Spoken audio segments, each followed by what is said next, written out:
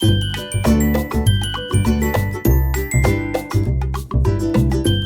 ধান হয়ে গেছে, 11টা বাজছে, মেয়েটাকে চান করাবো। এই যে এখন বসে বসে টিভি দেখছে, বড় এখন চান করতে গেছে, আর আমি রান্না করছি এখন।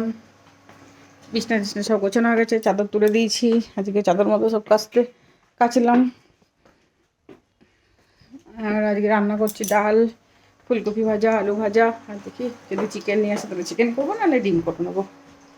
চান দান হয়ে গেছে, যে মেয়েকে চান করে দিয়েছি, বড় ঘর পুজো করছে, কি দৌড়চ্ছে, সারাদিন ঘুরে বেড়ায় এরা সকাল থেকে রাত অবধি, কাজ হলো শুধু ঘুরে বেড়ানো। আজকে রবিবারের খাওয়া এসছি চুল শোকাতে, বড় এসছে, মেয়েও এসছে, সব চুল শোকাচ্ছি, আর খুব রোদের তেজ। দেখছি জামাকাপড়গুলো সব ছাদে নিয়ে এলাম শোকাতে। ও টিভি দেখে দেখে নাচছে আমার মেয়ে, ঘুম থেকে উঠে পড়েছে মেয়ে, এখন একটু দেরিতে শুয়েছিল 4:30, এখন 6:30 বাজছে, উঠে এখন বাবা মেয়ে বসে আছে। আমি এবার চাটা একটু কুমড়ি বানাচ্ছি এখন, কুমড়ো দিয়ে। হ্যাঁ, সন্ধ্যের সময় একটু মুড়ি টুড়ি খাওয়া। মেয়ে এখন বসে বসে টিপের পাতা নিয়ে সব টিপগুলো কপালে পড়বে।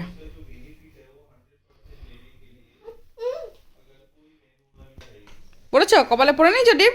বাহ, খাওয়া দাওয়া কমপ্লিট হয়ে এবার ঘুরে বেড়াচ্ছে। আঙ্কেলের বাড়ি থেকে ঘুরে ভিডিওটা এখানেই শেষ করছি, ভালো লাগলে লাইক কমেন্ট সাবস্ক্রাইব করে দেবেন। কাল অন্য একটা ব্লগ নিয়ে আসছি, টাটা।